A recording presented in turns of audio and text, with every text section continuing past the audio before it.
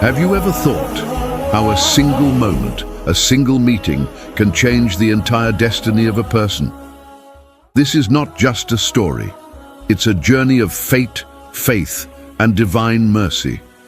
Once there lived a young man, noble, graceful, and powerful, living like a prince in the royal palaces of Egypt. He had everything the world could offer: honor, wealth, and authority. But destiny had written a very different chapter for him. One unexpected event shattered his world. He was forced to leave his home, his city, everything behind.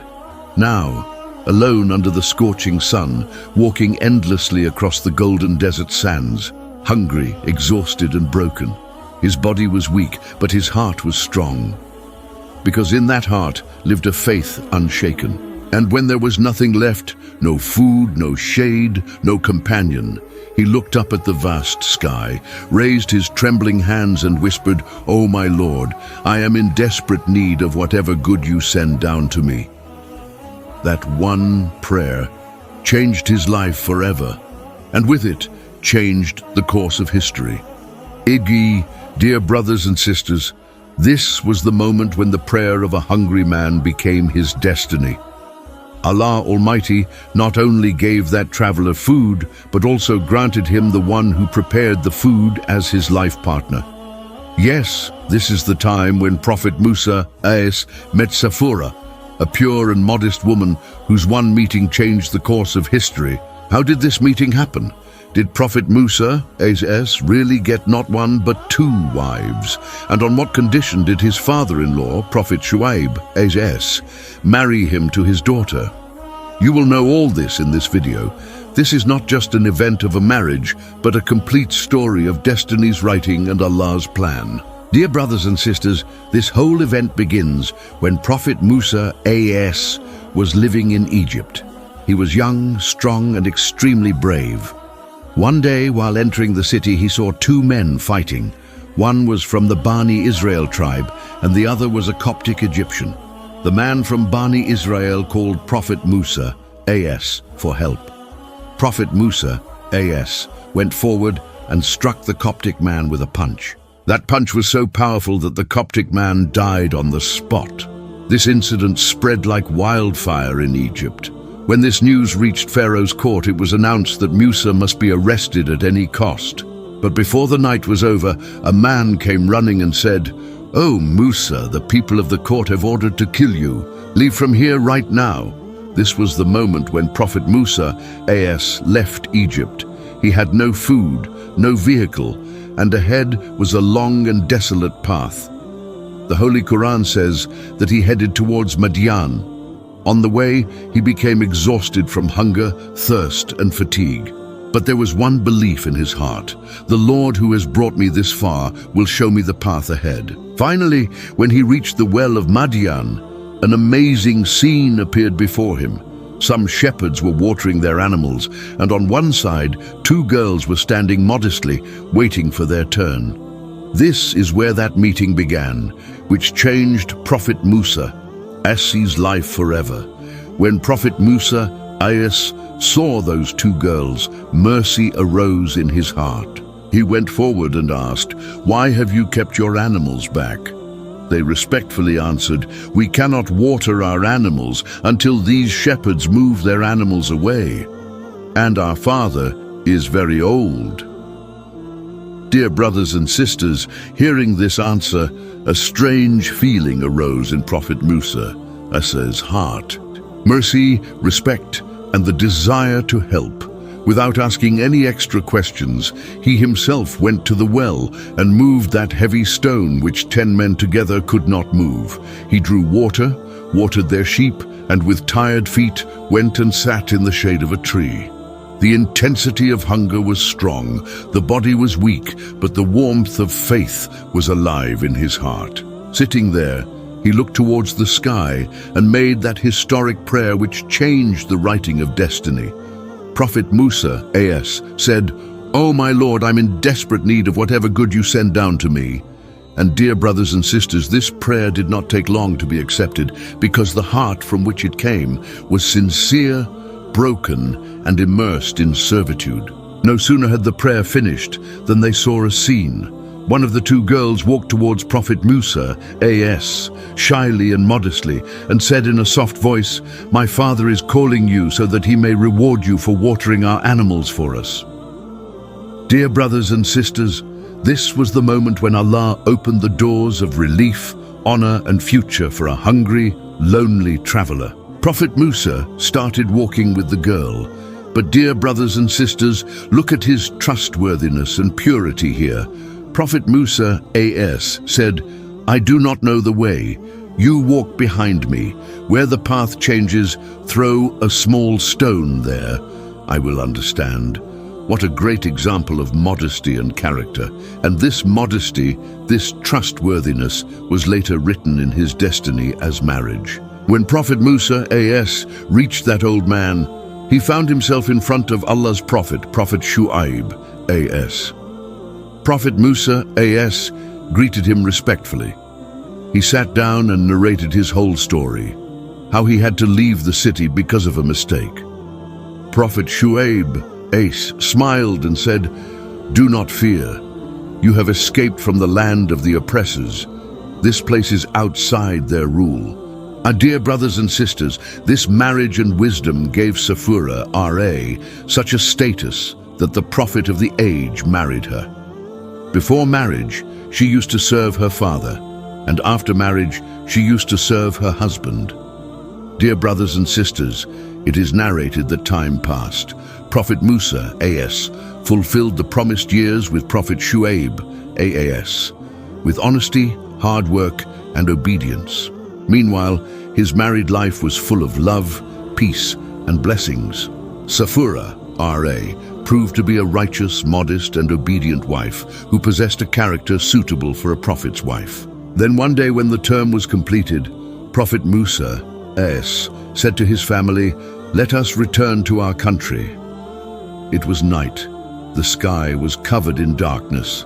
They were traveling through the desert with their family.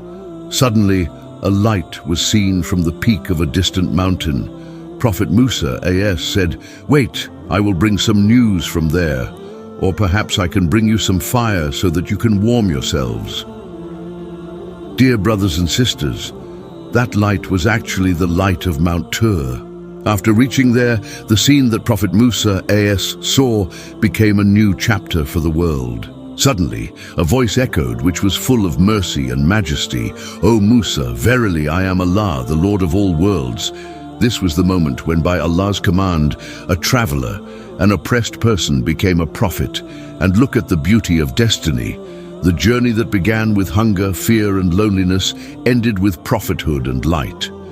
Dear brothers and sisters, when revelation was sent down to Prophet Musa, A.S., in the valley of Tuwa, that moment was not just a meeting, but it was the final consequence of destiny.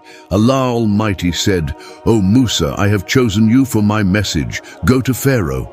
He has transgressed." Prophet Musa, A.S., respectfully prayed, "O my Lord, expand for me my chest, and ease for me my task, and untie the knot from my tongue, that they may understand my speech, and appoint for me a helper from my family, Aaron, my brother." Allah Almighty said, "We have accepted your prayer. Go, we are with you, listening and seeing." Hearing this, Prophet Musa, A.S., came down from the mountain, the light of prophethood in his heart and the name of Allah on his lips. He reached his wife Safura, R.A., and children.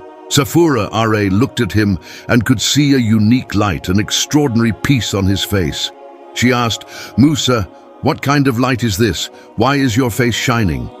Prophet Musa, A.S., smiled and said, "Safura, today my Lord has spoken to me. I'm no longer just your husband. I have become the messenger of Allah." Hearing this, Safura, R.A., bowed in gratitude. She knew that this path would not be easy, but the feet of believers never stepped back. A few days later, Prophet Musa, A.S., left his family and headed towards Egypt, that country from where he had once fled to save his life. Now by Allah's command, he was returning with the message of truth. Dear brothers and sisters, what a strange scene it was. The person who once lived like a prince in Pharaoh's royal palace. Today, he is entering that same court as a messenger. When Prophet Musa, AS, stood before Pharaoh, Pharaoh sarcastically said, "O Musa, are you not the one who fled after killing a man, and now you have come before me as a prophet?" Prophet Musa, AS, answered completely calmly, "Yes, I am that Musa. But today I have come with the truth from my Lord. I want to tell you to believe in Allah and free the Bani Israel." Pharaoh laughed and arrogantly said, "Is there any God other than me?" Prophet Musa, AS, answered, "My Lord is he who created everything and then showed the way." Pharaoh said, "If you are truthful, then show a sign." Then by Allah's command, Prophet Musa, HS, threw his staff on the ground, and it turned into a live snake. The whole court trembled. Pharaoh's magicians were stunned because they knew this was not magic, but reality. But Pharaoh's arrogance threw a veil over his heart. He said, "This is magic. Tomorrow I will call all my magicians. Let's see who wins." Dear brothers and sisters, the next day Egypt's biggest field was prepared. People gathered. Pharaoh sat on his throne and hundreds of magicians entered the field with ropes and staffs. They said to Prophet Musa, AS, "Will you throw first or shall we throw?" Prophet Musa, AS, said, "You throw." They threw their ropes. The ground filled with snakes. People screamed in fear. Then by Allah's command, Prophet Musa, AS, threw his staff, and it swallowed all those ropes and snakes. Seeing this scene, the magicians were amazed. They knew this was not magic. This was the power of Musa's Lord. And they fell down in prostration and said, "We believe in the Lord of Musa and Harun, AS." Pharaoh's pride was broken, but his tyranny remained. Those who believed in Prophet Musa, AS, were punished. But faith had now spread. And meanwhile in Madyan, Safura, RA, was staying awake all night praying for her husband's mission. She became a symbol of patience and certainty. Such a woman whose mention is not clearly in the Holy Quran, but whose presence is on every page of history. Dear brothers and sisters, Prophet Musa, AS's journey, was now no longer just about preaching. It was the beginning of liberation, that time when Bani Israel was taken from slavery to Allah's path. Dear brothers and sisters, time passed. The signs became clear. Prophet Musa, AS, showed miracle after miracle to Pharaoh. The miracles were not just signs, but were divine messages that shook human arrogance. Allah Almighty wanted Pharaoh to understand the truth and leave his tyranny. But Pharaoh's heart had turned to stone. Such signs appeared before his eyes that even great kings would tremble at seeing. But every time he remained firm in his stubbornness. The first punishment was sent down, water turning into blood. Egypt's Nile River, on which their whole life depended, suddenly turned into blood. People came to draw water, but thick red blood would come out of the jars and pots instead of water. Their livestock screamed in thirst. All food and drink became impure. But the amazing thing was that where Bani Israel lived, the water there was clean and pure. Pharaoh saw this scene, but instead of taking a lesson, called it magic. When he saw that the danger was increasing, he said to Musa, "Pray to your Lord. If this danger is removed, I will believe." Prophet Musa, AS, prayed, and Allah removed that punishment. But as soon as he got relief, Pharaoh broke his promise again. Then came the second punishment, frogs. Dear brothers and sisters, just imagine frogs everywhere, in houses, in kitchens, on beds, on the king's throne, even inside Pharaoh's crown.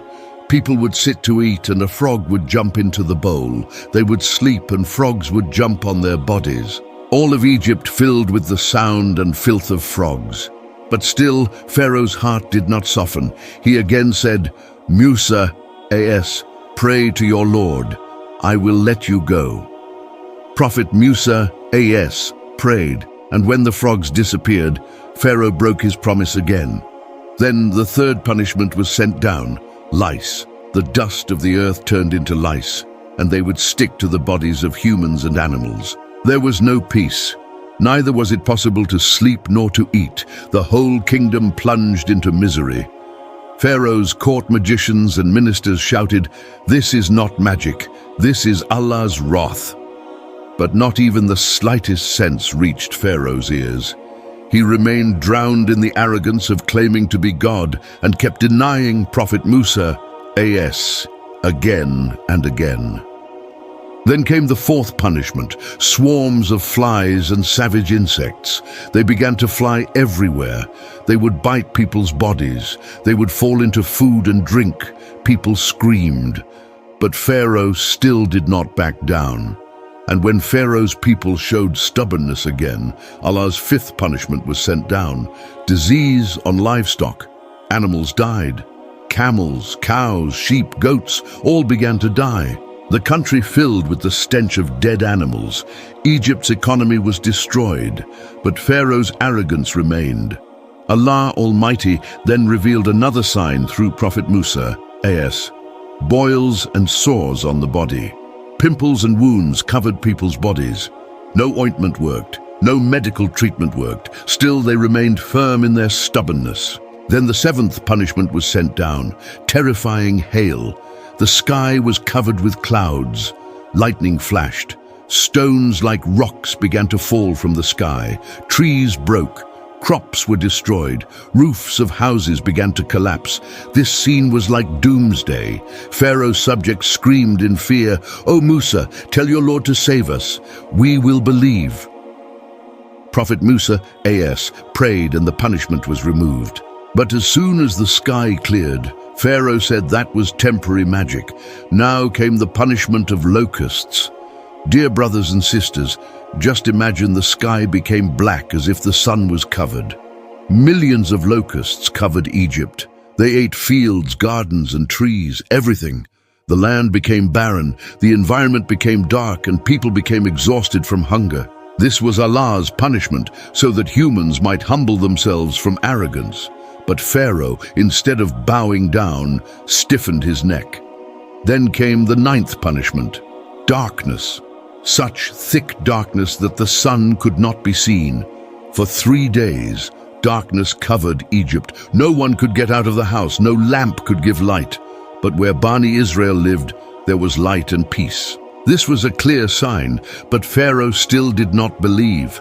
Finally, Allah Almighty sent the 10th and most severe punishment, the death of the firstborn sons.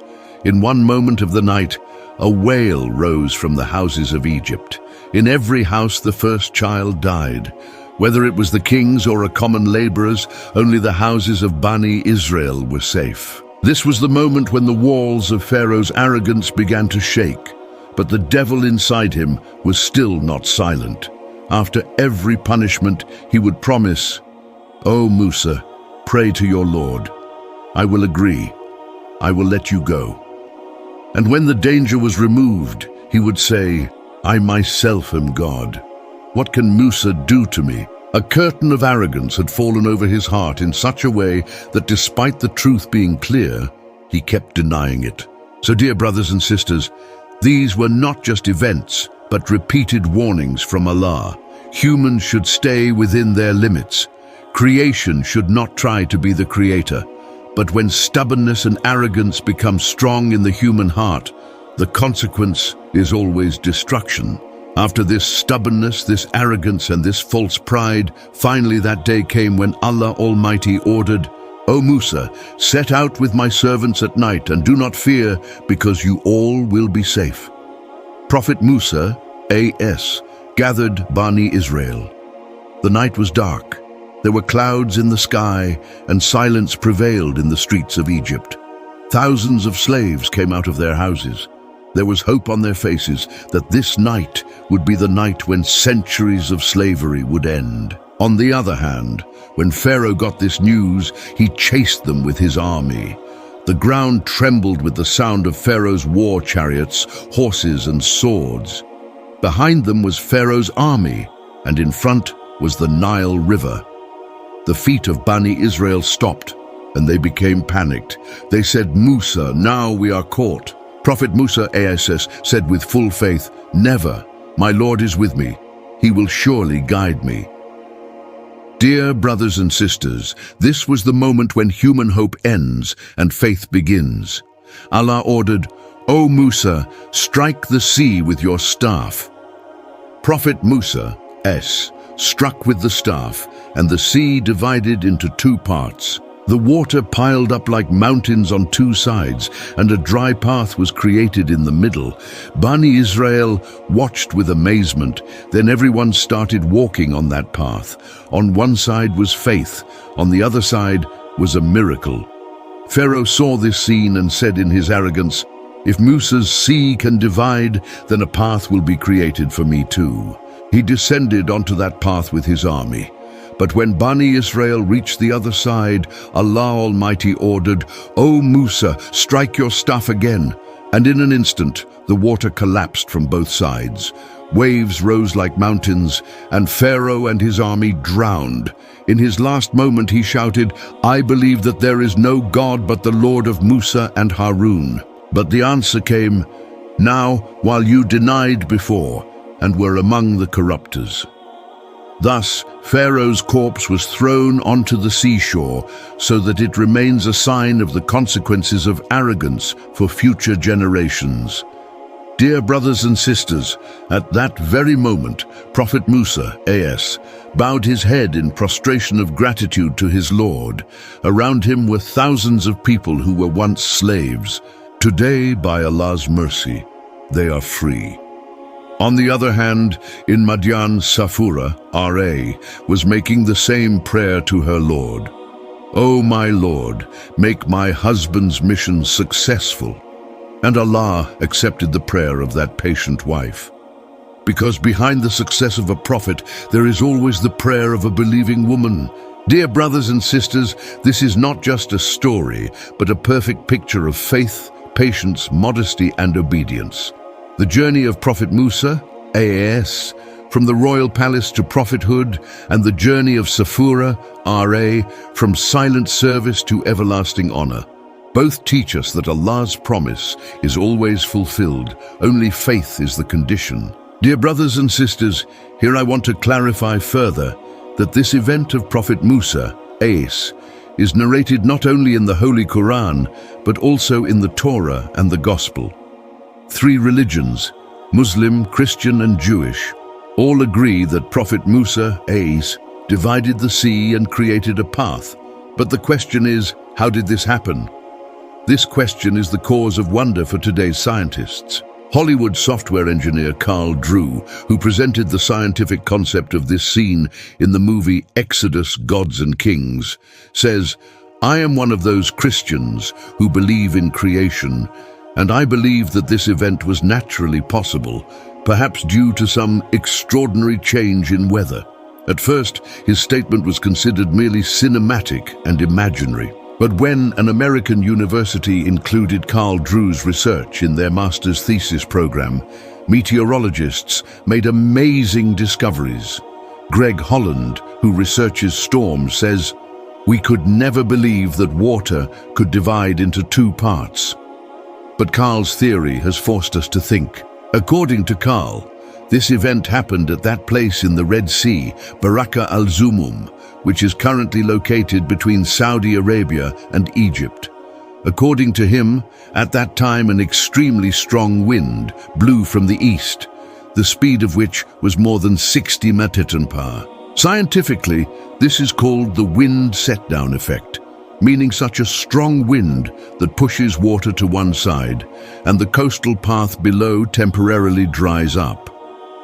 Interestingly, such observations have actually been recorded in various regions of the world. Dear brothers and sisters, it is surprising to know all this, that what science today calls natural law is actually the system of Allah's command. When Allah says be, even the sea becomes a path, and water becomes obedient.